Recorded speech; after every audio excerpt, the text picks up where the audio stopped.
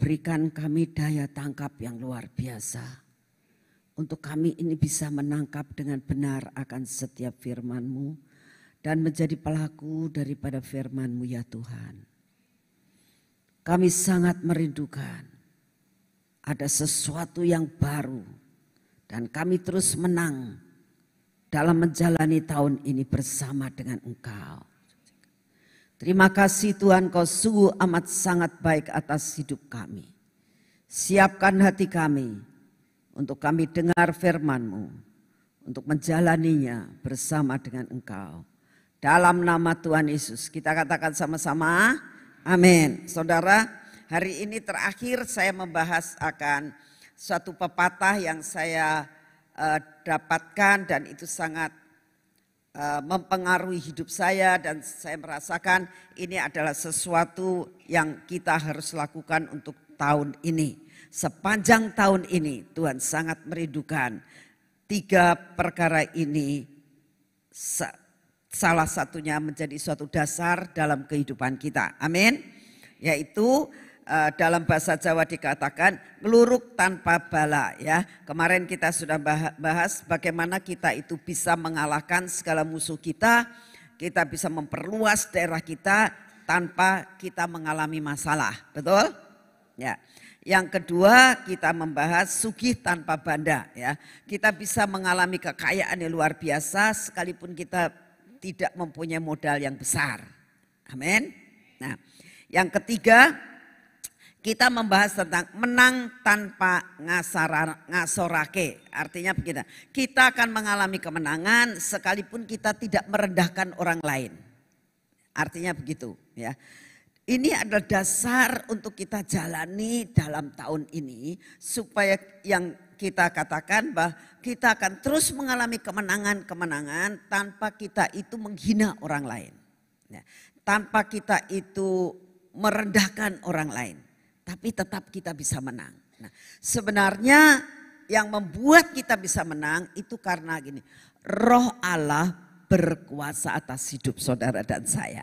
Amin. Makanya sebentar sore kita semua akan diurapi. Yang belum diurapi kita akan mengalami urapan 3 in 1 ya. 3 urapan raja-raja yang dialami oleh Daud.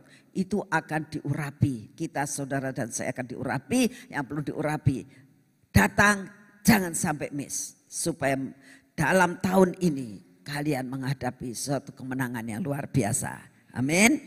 Yaitu dikatakan kita akan terus menang tanpa kita merendahkan orang lain. Ya. Kita akan bahas untuk hal ini contoh yang paling jelas itu adalah tentang hidupnya Daud. Ya. Kita akan baca bersama-sama hari ini.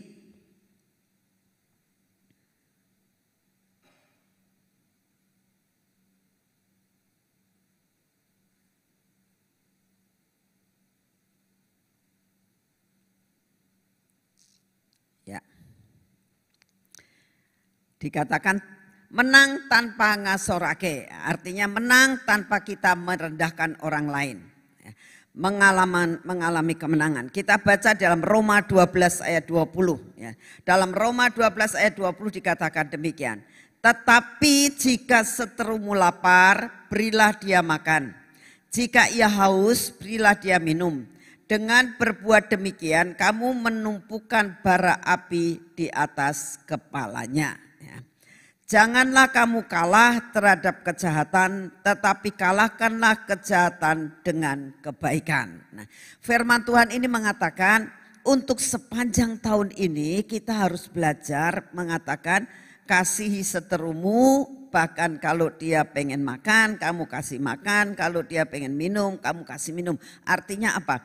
Segala sesuatu yang orang lain lakukan terhadap kita, ya. Berbuat yang tidak baik terhadap kita, jangan balas. Ini yang Tuhan mau untuk tahun ini kita lakukan. Bahkan saudara dan saya harus mengasihi, mendoakan ya, membalas segala kejahatan dengan kebaikan yang Tuhan berikan kepada kita. Kita bisa karena Roh Allah sudah ada dan menguasai hidup kita. Amin. Amin. Nah, kita bisa lihat itu di dalam kehidupan daripada Daud. Kita lihat di dalam 1 Samuel 18 ayat 9. Firman Tuhan mengatakan ini. Sejak hari itu maka Saul selalu mendengki kepada Daud. Saudara, kalau kita baca di dalam 1 Samuel 18, awal daripada Saul ini tidak suka sama Daud, itu karena iri. Karena ada dengki. Nah, seringkali dalam kehidupan kita tidak semua orang suka sama kita.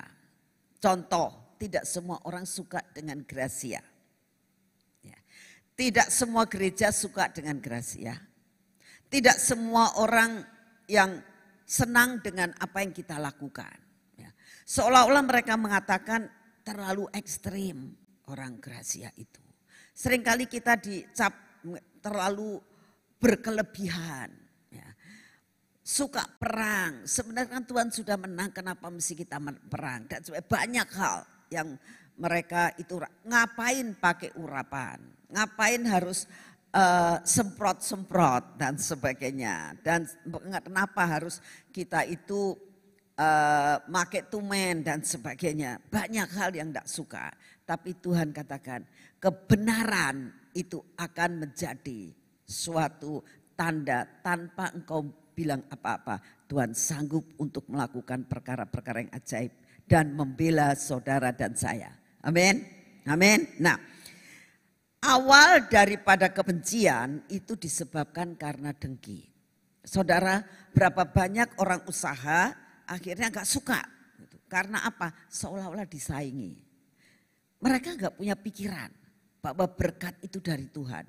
Kamu mau berbuat apapun juga, orang sebelahan sekalipun, ya, toko yang sebelahan sekalipun, itu bisa dikatakan yang satu laris, yang satu tidak. Berkat itu dari Tuhan, betul? Jadi kalau ada orang yang misalnya saudara jual apa, yang lain jual apa, gak peduli, ya, gak usah merasa tersaingi. Karena apa? Karena berkat Tuhan itu sendiri-sendiri. Benar? Benar enggak? Nah, jadi awal daripada dengki itu karena iri. Pada waktu itu terjadi peperangan di Israel. Ya. Saul memimpin suatu pasukan, Daud memimpin pasukan. Tapi saat perang, rakyat melihat, loh kalau Saul kok bisa ngalahkan cuma beratus-ratus. Tapi kok Daud beribu-ribu. Lalu mereka bikin nyanyian. Dengan pujian nyanyian itu mengatakan Saul beratus-ratus,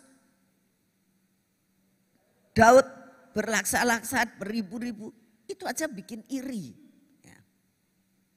Itu aja bikin iri. Nah, kadang-kadang suara-suara itu bisa bikin iri. Jaga hati baik-baik.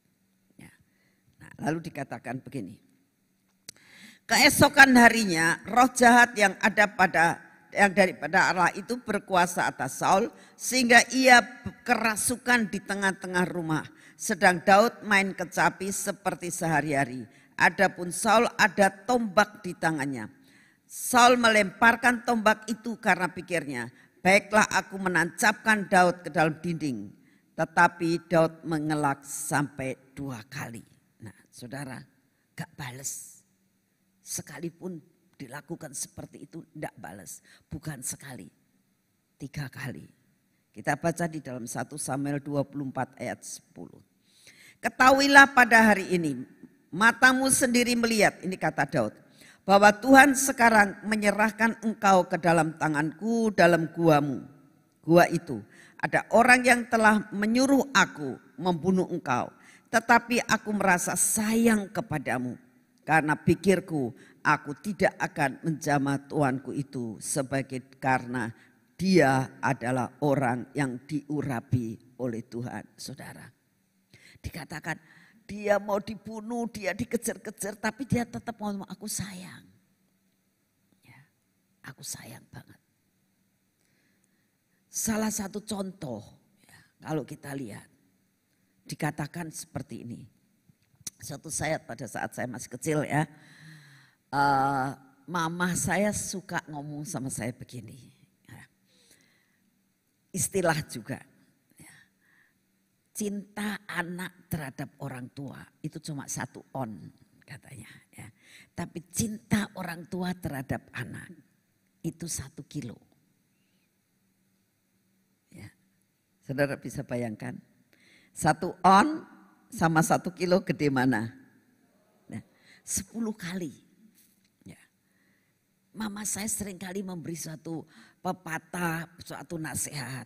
Saya bilang, Mami aku gak mau kok. Cintaku sama Mami gak mau 1 on.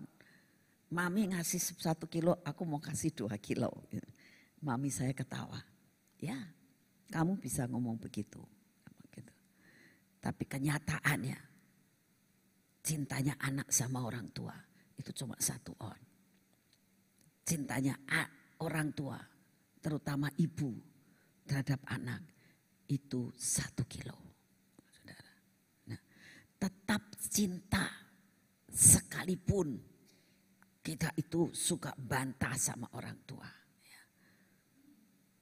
Saya tuh setiap kali mama saya mengatakan begitu, saya mulai merenungkan ya. Dari awal saya kecil, pernahkah saya itu melawan orang tua? Terus saya mulai mengoreksi diri ya. Orang tua itu selalu memberikan yang terbaik. Kalau saya mau melihat kalau saya setiap kali hari ulang tahun saya, malamnya itu besok saya ulang tahun, saya itu membuat suatu neraca dalam hidup saya. Apa yang sudah mama saya lakukan terhadap diri saya. Kalau perkara Tuhan sudah lakukan itu tiap hari saudara. Tiap hari saya merenungkan, menghitung berkat-berkat Tuhan.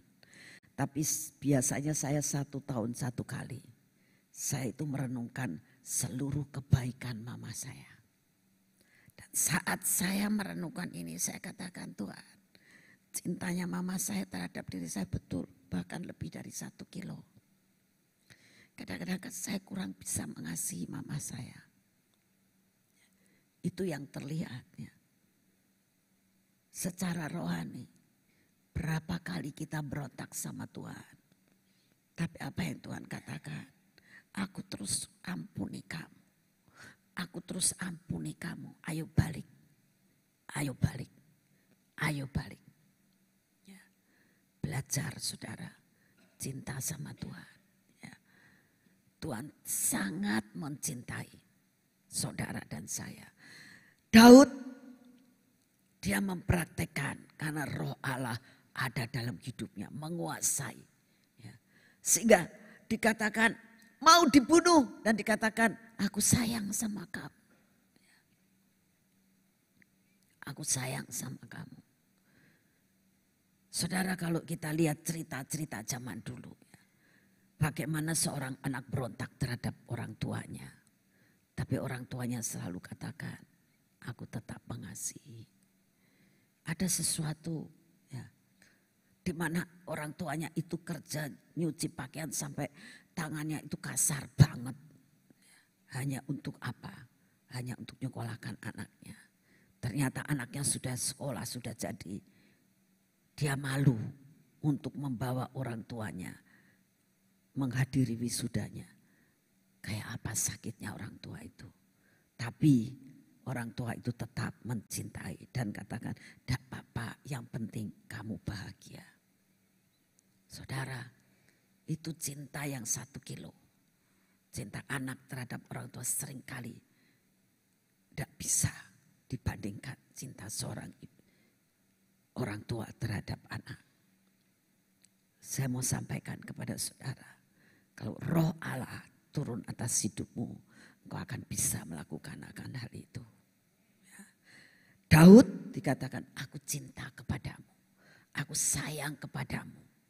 Sekalipun kau berbuat jahat. Biarlah sepanjang tahun ini, apapun yang kita alami, ada orang yang menjahati kita, terus doakan. Supaya apa? Karena roh Allah ada dalam hidup kalian, maka engkau akan bisa ada roh pengampunan. Amin. Lalu terjadi lagi.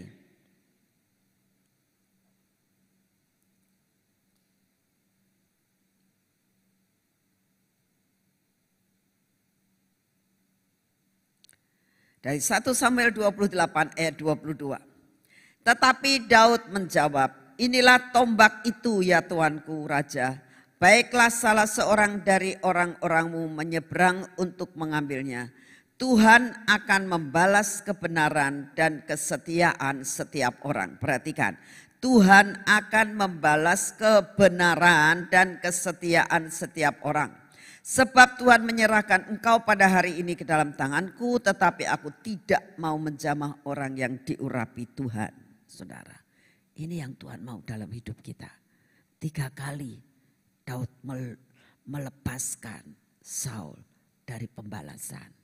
Karena dia berpikir seperti ini. Di dalam Roma 12 ayat 19. Saudara-saudaraku yang kukasihi, janganlah kamu sendiri menuntut pembalasan, tetapi berilah tempat kepada murka Allah. Sebab ada tertulis, pembalasan itu adalah hakku. Akulah yang akan menuntut pembalasan, firman Tuhan. Saudara, suatu kebenaran itu akan terlihat. Dan kalau kita ya, melihat cara penghakiman Tuhan, itu lebih ngeri. Serahkan semua masalahmu ke dalam tangan Tuhan. Ya. Terus berikan pengampunan. Suatu saat Tuhan akan jatuhkan suatu penghukuman. Sekali lagi saya sampaikan, tahun ini adalah tahun lawatan, tahun penuaian, tapi tahun pembalikan keadaan dan juga tahun penghakiman. Jadi apapun yang kita lakukan, percaya Tuhanlah yang akan balas tepat pada waktunya. Lepaskan pengampunan, gak perlu ya. Kalau saudara disakiti hati, gak perlu. Memang saat disakiti itu sakit saudara. Saya tidak mengatakan kalau kamu disakiti, aku bukan malaikat. Betul. Ada seseorang mengatakan begini, ya kamu tetap mengampuni. Lalu jawabnya begini, Bu, darahku masih merah, bukan putih. Ngomongnya gitu, ngerti nggak? Kalau darah merah itu cepat marah lah ya. Nggak bisa mengampuni. Dia ngomong, Bu, darahku masih merah. Mungkin darahnya ibu putih ya. Saya bilang enggak, darahku ada merah ada putih. Semua orang punya darah merah, darah putih kan? Mereka merasakan bahwa gak bisa aku kalau tidak melepaskan pengampunan. Aduh berat. Tidak ada orang yang tidak disakiti itu. Terus mengatakan, aku enggak apa-apa, bohong. Tapi satu perkara, dengan kuasa Roh Kudus, Roh Allah yang turun atas hidup kita. Kita bisa lepaskan pengampunan. Penghakiman itu ada di tangan Tuhan. Amin. Amin. Ya, biarlah firman ini menjadi dasar dalam kehidupan kalian sepanjang tahun ini. Saya yakin Tuhan akan memberi kekuatan yang luar biasa dan menang dalam tahun ini. Amin. Yuk maju ke depan, kita akan masuk dalam pengurapan.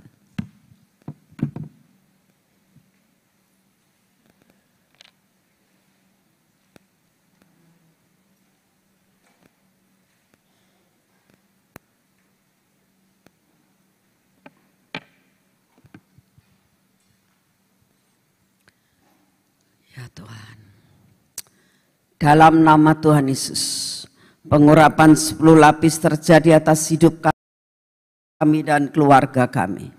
Buat mata kami ini mata yang terus diurapi untuk melihat perkara yang benar dan tidak membuat perkara-perkara yang tidak baik masuk dalam hidup kami.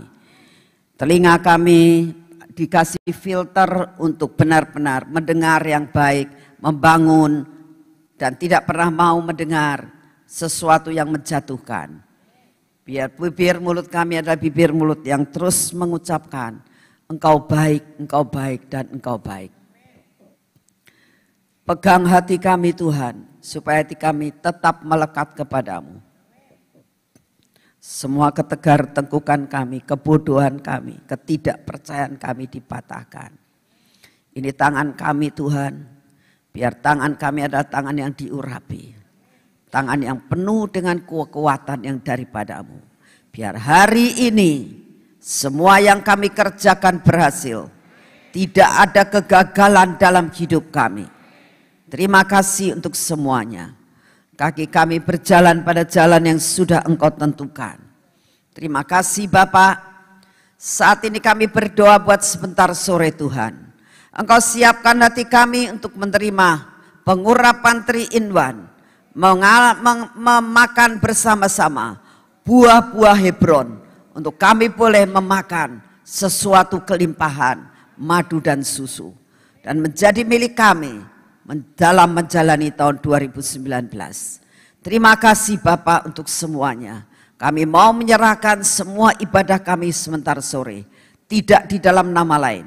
Hanya di dalam nama Yesus Kristus Tuhan kami.